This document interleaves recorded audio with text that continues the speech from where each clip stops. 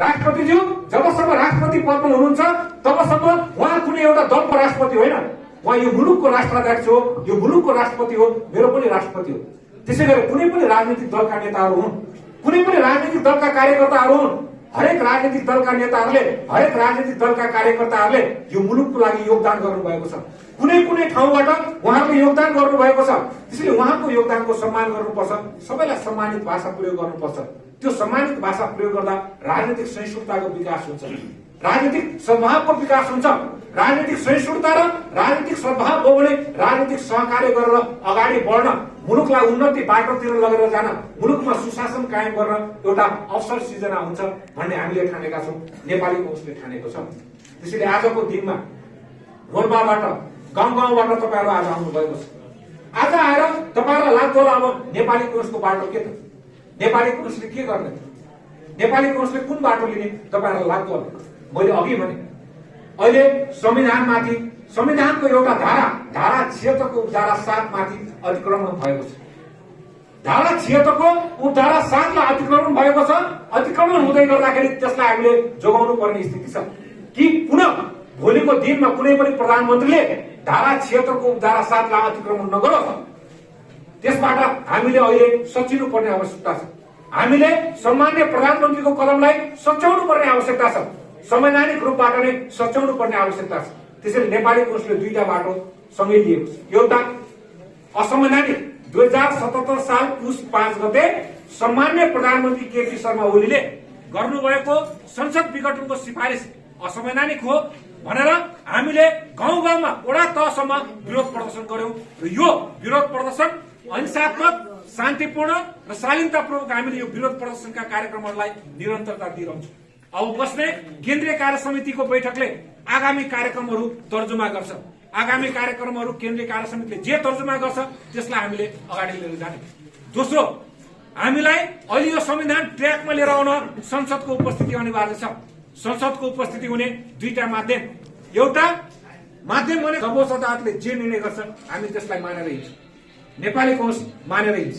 त्यसैले हरेक नेपाली कांग्रेसको क्याडरले के भन्नुपर्छ भने हामी सर्वोच्च अदालतले जे निर्णय गर्छ हामी विधिको शासनलाई स्वीकार गर्ने भएको कारणले नेपालको संविधानको धारा 128 को उपधारा 2 ले संविधानको व्याख्या गर्ने अन्तिम अधिकार सर्वोच्च अदालतलाई दिएको छ। कानूनको व्याख्या गर्ने अन्तिम अधिकार सर्वोच्च अदालतलाई दिएको छ। त्यसैले हामी विधिको शासनमा विश्वास गर्छौं र सर्वोच्च अदालतले जे निर्णय गर्छ त्यसलाई हामीले स्वीकार्छौं भनेर हामीले भन्नुपर्छ, भनेर अगाडि बढ्नुपर्छ। अहिले सबैभन्दा डरलाग्दो पक्ष, सबैभन्दा शंकाको पक्ष के छ भने के तोकिएको मितिमा निर्वाचन हुन्छ त? सबैतिरबाट शंकाको स्थिति आइरहेको छ। हामी चाहन्छौं पहिले सर्वोच्च अदालतको निर्णय होस्। सर्वोच्च अदालतले संसद पुनर्बहाली गर्छ कि निर्वाचन गर्छ त्यसपछि मात्रै त्यो विषयमा बहस गर्ने हो। यदि हामीले सर्वोच्च अदालतले निर्णय नगरिकन सर्वोच्च अदालतले भोलि के निर्णय गर्ला या त्यसपछि के होला, त्यसपछि के होला भनेर अनन्त कालको हामीले सम्भावनामा आफ्नो दृष्टिहरू पुर्यायौं भने हामी हाम्रो गन्तव्यमा पुग्नबाट हामी चुक्न सक्छौं। त्यसैले हाम्रो गन्तव्य भनेको संविधानलाई ट्र्याकमा लिएर आउने हो। संविधानलाई ट्र्याकमा लिएर आएर यो संविधानलाई गतिशील तुल्याउने हाम्रो लक्ष्य हो। त्यसकारणले अहिले संसदको उपस्थिति अनिवार्य छ। जबसम्म सर्वोच्च अदालतले कुनै निर्णय गर्दैन, सर्वोच्च अदालतको भोलि के निर्णय होला, के होला भनेर अनन्त कालसम्मको हामी सम्भावनालाई दृष्टिगत गरेर हामी त्यो बाटोमा कुनै पनि किसिमको अहिले बहस गर्न चाहदैनौं। केन्द्रीय कार्य समितिले निर्णय गर्छ, त्यो केन्द्रीय कार्य समितिको निर्णयको सर्कुलर तपाईहरुको बीचमा आउँछ। तपाईहरुको बीचमा आएपछि जे केन्द्रीय कार्य समितिले निर्णय गर्छ त्यही किसिमको कार्यक्रमहरू अहिंसात्मक, शान्तिपूर्ण र शालीनतापूर्वक तपाईहरुले त्यही विरोधका कार्यक्रमहरूलाई अगाडि बढाउनु हुनेछ भन्ने मैले विश्वास लिएको छु। अन्तमा म 3-4 वटा कुरा भनेर तपाईहरुबाट बिदा हुन चाहन्छु। एउटा, नेपाली कांग्रेसको अहिले महाधिवेशनको सन्दर्भ पनि छ। सन्दर्भ भएकोले फागुन महिना भित्रमा नेपाली कांग्रेसले महाधिवेशन गराउनु पर्ने आवश्यकता छ। नेपाली कांग्रेसको विधानको कुनै पनि दफाले हामी कुनै पनि तहको पदाधिकारी या सदस्यलाई फागुन पछि तिथि तय गर्ने अधिकार दिएको छैन, फागुन पछिको मिति तय गर्ने अधिकार दिएको छैन। माघ मसान्त भित्रमा क्रियाशील सदस्यताको वितरण टुङ्ग्याउनु भनेर भनेका छौं। माघ मसान्तभित्र क्रियाशील सदस्यता धेरै जिल्लाबाट आइसकेको छ, धेरै जिल्ला बाँकी छ। तर माघ महिनाभित्र क्रियाशील सदस्यता टुङ्गिए पनि नटुङ्गिए पनि फागुनमा महाधिवेशन हुन सक्ने सम्भावना छैन। फागुनमा महाधिवेशन हुन सक्ने सम्भावना नभएको कारणले हामीले फागुन पछिको म्याद थप्ने हामीलाई अधिकार छैन। म्याद थप्ने अधिकार नभएको कारणले नेपाली कोषको विधानको कुनै पनि दफाले हामीलाई म्याद थप्ने अधिकार दिएको छैन। तर नेपालको संविधानको धारा 269 को उपधारा 4 खले कुनै पनि राजनीतिक दलले 5 वर्षभित्र संघीय पदाधिकारी वा प्रदेश पदाधिकारीको निर्वाचन सम्पन्न गर्नुपर्नेछ। तर कुनै कारणवश 5 वर्षभित्र संघीय पदाधिकारी वा प्रदेश पदाधिकारीको निर्वाचन गर्न नसकेमा आफ्नो विधानमा 6 महिना थप गर्न सक्नेछ भनेर नेपालको संविधानको धारा 269 को उपधारा 4 खमा व्यवस्था भएको छ। अब हामीले म्याद थप गर्दा नेपाली कोषको विधानको दफाहरूबाट होइन कि नेपालको संविधानले दिएको नेपालको संविधानको धारा 269 को उपधारा 4 को अनुसार हामीले म्याद थप गर्नुपर्ने हुन्छ। त्यो म्याद थप अनुसार हामी भदौसम्ममा म्याद थप गर्न सक्छौँ। भदौमा बर्खा हुन सक्छ। भदौमा बर्खा हुने भएको कारणले महाधिवेशनमा आउने महाधिवेशन प्रतिनिधिलाई गाह्रो हुन सक्छ। साउनमा असाढ साउनमा बर्खा हुन सक्छ। खेतीपातीको मौसम हुन सक्छ। त्यसैले नेपाली कोषको महाधिवेशन जेठ महिनाभित्र सम्पन्न गर्न सक्नुपर्ने हाम्रो, त्यसो भने हामीले त्यो लक्ष्य लिएर अगाडि बढ्नुपर्छ। त्यसैले तपाईहरुले पनि जसले क्रियाशील नवीकरण गर्नुभएको छैन, क्रियाशील सदस्यता नवीकरण गर्नुहोला। नयाँ क्रियाशील सदस्यता लिनुभएको छैन भने नयाँ क्रियाशील सदस्यता लिनुहोला। वडा कार्य समितिबाट निर्णय गरेर वडा कार्य समिति मात्र होइन, वडा भरिका क्रियाशील सदस्यहरूको बैठक राखेर वडाबाट तपाईहरुले क्रियाशील नवीकरण भएका सदस्यहरू र नयाँ क्रियाशील सदस्य लिएका सदस्यहरूको नामावली चाँडोभन्दा चाँडो तपाईहरुले पठाइदिनुभयो भने केन्द्रीय महाधिवेशन गर्न सजिलो हुन्छ। त्यतातिर पनि हामीले ध्यान दिनुपर्छ। त्यसले पहिलो काम हाम्रो के हो भने असंवैधानिक कदम विरुद्ध हामीले आन्दोलनको कार्यक्रम पनि गर्ने, अर्को अधिवेशन सम्पन्न गर्नलाई अधिवेशनको कार्यतालिका अनुसार हामीले काम पनि गर्दै जाने। आन्दोलन र अधिवेशनको कामहरू हामीले सँगसँगै लिएर जाने। दोस्रो, आफूले जाने अनुसारको यो किन असंवैधानिक कदम हो त? मैले अघि तपाईलाई भने कि धारा 76 को उपधारा 7 बमोजिम नेपालको संविधानको धारा 76 को उपधारा 7 ले के भन्छ भने धारा 76 को उपधारा 5 बमोजिम नियुक्त प्रधानमन्त्रीले संसदमा विश्वासको मत प्राप्त गर्न नसकेमा वा प्रधानमन्त्री रहिरहन नसकेमा संसद विघटनको सिफारिस गर्न सक्नेछ। वर्तमान प्रधानमन्त्री धारा 76 को उपधारा 1 अन्तर्गत नियुक्त भएकोले उहाँलाई धारा 76 को उपधारा 7 अन्तर्गत संसद विघटन गर्ने संवैधानिक अधिकार छैन।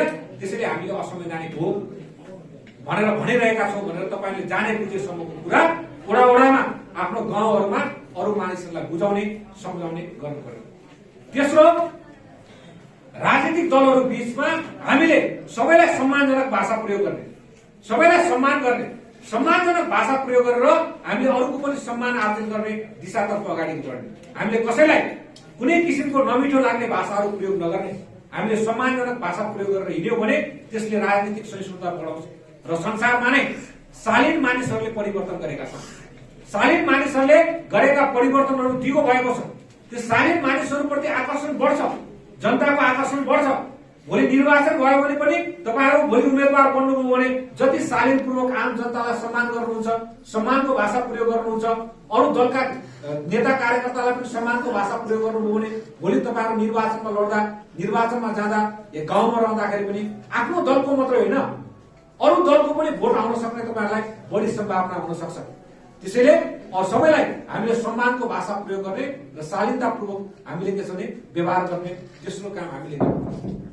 चौथो कुरा के हो भने आफूले जाने बुझेसम्मको संविधानमा लेखिएका, कानूनमा लेखिएका जति पनि कुराहरू छन्, के अधिकारहरू हो त? हाम्रो मौलिक हक अधिकारहरू के हो त?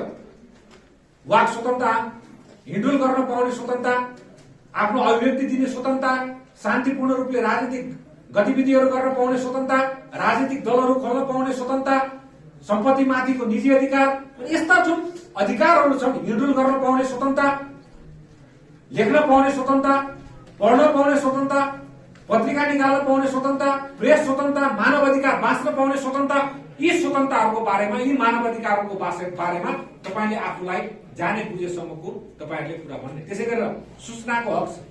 कुनै पनि विषयमा संविधानले सूचनाको हक दिएको छ।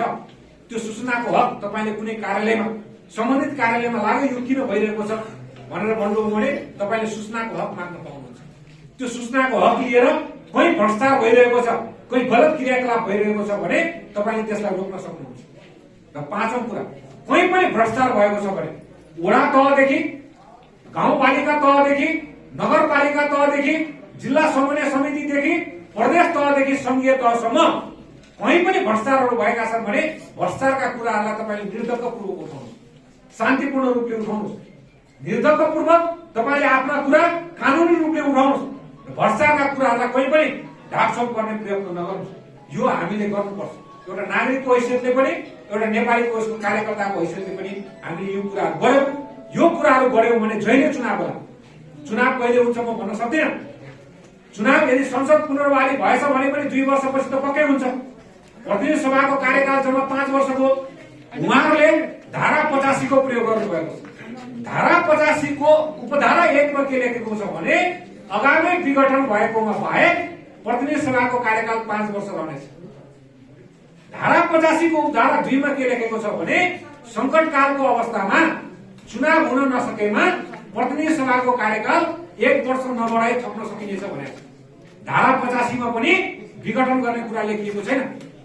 त्यसैले उहाँहरू जुन धारा 85 को दुहाई दिनुहुन्छ, धारा 85 मा पनि कहीँ विघटन गर्ने कुरा लेखेको छैन।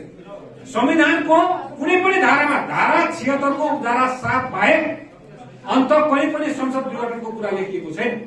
त्यसैले अहिले भएको संसद विघटनको जुन काम छ, सम्मान्य प्रधानमन्त्रीज्यूबाट संसद विघटनको, सम्मान्य महामहिम राष्ट्रपतिज्यू समक्ष जुन संसद विघटनको सिफारिस भएको छ त्यो असंवैधानिक हो।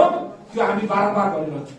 संसद पुनर्वाली भए पनि हामी भनिरहन्छौँ त्यो कदम 2077 साल पुस 5 गतेको कदम असंवैधानिक हो भनेर।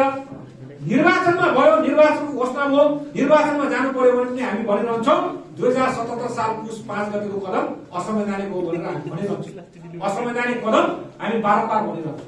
त्यसलाई हामी कुनै किसिमले संवैधानिक स्वीकार गर्न मान्दैनौँ।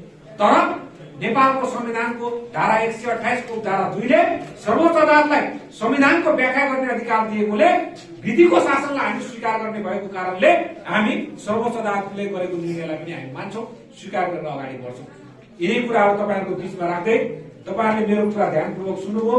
यसको निम्ति तपाईहरुलाई हार्दिक धन्यवाद दिँदै तपाईहरुबाट बिदा हुन चाहन्छु। धन्यवाद। जय नेपाल।